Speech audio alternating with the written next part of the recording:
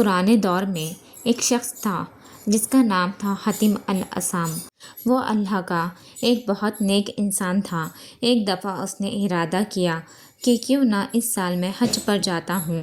اس نے اپنی بیوی سے مشورہ کیا کہ میں چاہتا ہوں کہ اس سال حج میں شامل ہوں۔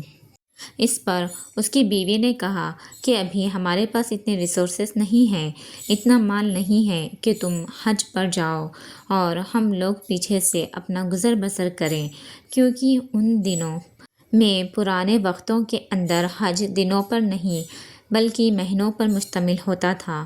لوگ پیدل یا سواریوں پر جاتے تھے اور بہت لمبا عرصہ لگتا تھا۔ اس کی بیوی نے کہا کہ ابھی ہمارے پاس ریسورسز نہیں ہیں، آپ آگے جب اللہ موقع دے تو جانا۔ لیکن جو ان کی بیٹی تھی نا، وہ بہت اسپیشل تھی اور اللہ پر بہت توکل کرتی تھی۔ اس نے کہا، ابا جان، آپ حج پر چلے جائیں، ہمارے رزق کا اہتمام اللہ کی ذات کرنے والی ہے، آپ بالکل بے فکر ہو کر جائیے، اللہ تعالی ہمارے اہتمام کر دیں گے۔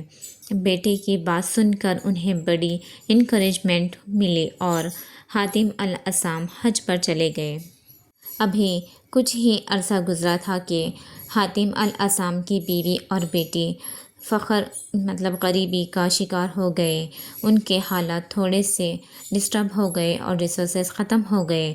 اس پر حاتم الاسام کی بیوی نے اپنی بیٹی سے جا کر بولا، تم تو بڑی باتیں کر رہی تھی کہ ہمارا رزق اللہ دے گا، اللہ تعالیٰ ہمارا اہتمام کرے گا، تو دیکھو اب ہم لوگ بھوکے پیاسے کا شکار ہو گئے ہیں، اب تم کیا کرو گی؟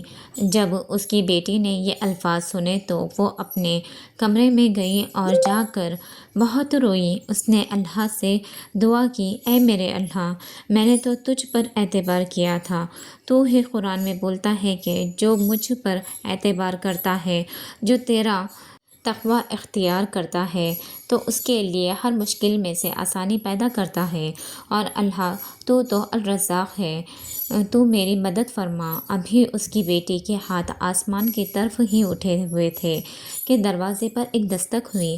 جب جا کر دیکھا تو وہاں اسے اس وقت کے بادشاہ کا قافلہ گزر رہا تھا۔ بادشاہ کے ایک گارڈ نے حاتم الاسام کی بیٹی سے فریاد کی، ہمارا قافلہ آپ کے گھر کے باہر سے گزر رہا تھا اور ہمارے پاس پانی ختم ہو گیا ہے، بادشاہ سلامت کو پیاس لگی ہے اور انہوں نے مجھے حکم دیا ہے کہ میں کہیں سے پانی لا کر دوں۔ حاتم الاسام کی بیٹی نے اس گارڈ کو پانی دیا۔ گارڈ نے بادشاہ کو پانی پیش کیا۔ جب بادشاہ نے وہ پانی پیا تو اللہ تعالیٰ نے اس پانی کے اندر اتنی ریفریشمنٹ اور تسکین رکھ دی تھی کہ بادشاہ کو بہت سکون ملا۔ اللہ تعالیٰ اس بادشاہ سے حاتم الاسام کی فیملی کے لیے کوئی کام لینا چاہتا تھا۔ بادشاہ نے پوچھا، یہ پانی تم کہاں سے لے کر آئے ہو؟ گارڈ نے جواب دیا، یہاں قریب ہی ایک بہت اچھا شخص رہتا ہے، حاتم الاسام، میں اس کے گھر سے پانی لے کر آیا ہوں۔ بادشاہ نے کہا، چلو پھر ہم جا کر حاتم الاسام کا شکریہ ادا کرتے ہیں۔ گارڈ نے بولا، آپ جا نہیں سکتے کیونکہ حاتم الاسام تو حج پر گیا ہوا ہے اور اس کی بیوی اور بیٹی گھر میں اکیلے ہیں۔ بادشاہ نے سنا تو کہا، اگر حاتم الاسام حج پر گیا ہوا ہے تو پھر تو اس کے گھر والوں کا خیال رکھنے کی ذمہ داری ہم پر آتی ہے۔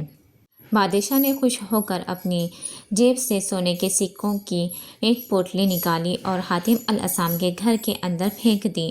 جب وہ سکے صحن میں گرے تو اللہ انہیں اور زیادہ نوازنا چاہتا تھا۔ بادشاہ نے اپنے قافلے سے کہا، جو بھی مجھ سے پیار کرتا ہے وہ میرے اس عمل کو دہرائے گا۔ یہ سنتے ہی پورے قافلے نے اپنی جیبوں سے سونے کے سکوں کی پوٹلیاں نکالی اور ان کے گھر میں پھینک دی۔ دیکھتے ہی دیکھتے حاتم الاسام کے صحن سونے کے سکوں سے بھر گیا۔ یہ منظر دیکھ کر حاتم الاسام کی بیٹی بہت زیادہ رونے لگی۔ اس کی ماں آئی اور بولی، جب ہم بھوک اور پیاس سے مر رہے تھے تب تو تم خوش تھی، اب جب اللہ نے ہمیں اتنا نواز دیا ہے، اتنا سونا آ گیا ہے کہ ہمارے حالت بدل سکتے ہیں، تو اب تم کیوں رو رہی ہو؟ بیٹے نے بہت خوبصورت جواب دیا، ماں میں رو اس لیے رہی ہوں کہ دیکھو ابھی دنیا کے ایک شخص بادشاہ نے ہماری طرف کرم اور نرم نگاہ سے دیکھا، ہمارا خیال کیا تو ہمیں اتنی خوشی ملی اور ہمارے حالات بدل گئے۔ جب تمام کائنات اور زمینوں کا مالک اللہ ہم پر رحم کرے گا تو سوچو وہ کتنا رحم کرے گا۔ سبحان اللہ۔ یہ اسٹوری انسانوں کے لیے ایک بہت بڑا پوائنٹ ہے سمجھنے کے لیے کہ اللہ کی رحمت کتنی وسیع کتنی بڑی ہے۔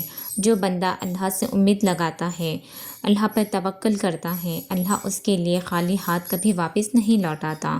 اللہ پر ایمان رکھیے کیونکہ اللہ تعالیٰ قرآن کے اندر فرماتے ہیں کہ جو کوئی انسان اللہ کا تقوی اختیار کرے گا اور اللہ سے مدد مانگے گا، ایسا ہو ہی نہیں سکتا کہ اللہ کی مدد نہ آئے۔ اللہ اس شخص کو ہر مشکل راستے سے نکال لے گا اور اس کے لیے ایسی جگہ سے رزق دے گا، رزق کے دروازے کھولے گا جہاں سے اس نے گمان بھی نہیں کیا ہوگا۔ تو آپ نے یہ یاد رکھے گا کہ جب کبھی آپ پریشان ہو تو آپ اللہ تعالیٰ سے رجوع کریں اور مدد مانگے۔ اللہ تعالیٰ آپ کا میرا حامی اور ناصر ہو۔ اپنی بہن کو دعا میں یاد رکھے گا۔ السلام علیکم ورحمۃ اللہ وبرکاتہ۔